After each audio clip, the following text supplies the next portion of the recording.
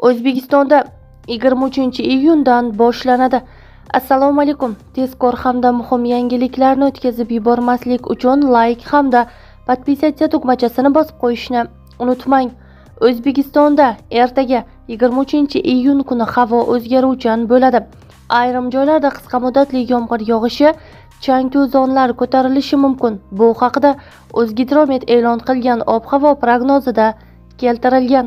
Unga ko'ra, Toshkent shahrida havo o'zgaruvchan bo'ladi, yog'ingarchilik kutilmaydi.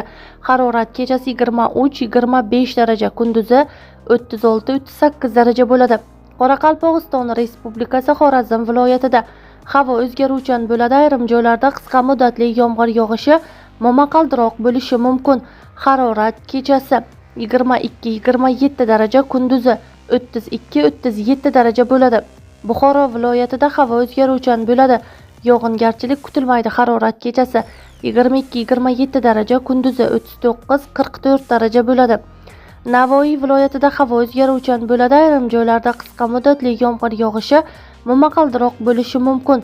Harorat kechasi 22-27 daraja, kunduzi 39-44 daraja bo'ladi. Toshkent, Samarqand, Jizzax, Sirdaryo viloyatlarida havo biroz bulutli, ba'zi joylarda o'zgaruvchan bo'ladi. Yog'ingarchilik kutilmaydi. Harorat kechasi 20-25 daraja, kunduzi 33-38 daraja bo'ladi. Qashqadaryo va Surxondaryo viloyatlarida havo biroz bulutli, ba'zi joylarda o'zgaruvchan bo'ladi. Yog'ingarchilik kutilmaydi. Harorat kechasi 22-27 daraja, kunduzi 39-44 daraja bo'ladi.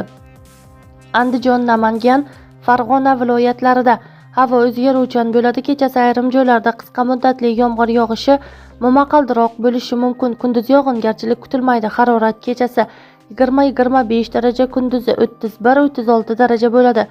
Respublikaning tog' oldi va tog'li hududlarida havo o'zgaruvchan bo'ladi. Ba'zi joylarda qisqa muddatli yomg'ir yog'ishi, momaqaldiroq bo'lishi mumkin. Sel, suv toshqin hodisalari yuzaga kelishi mumkin.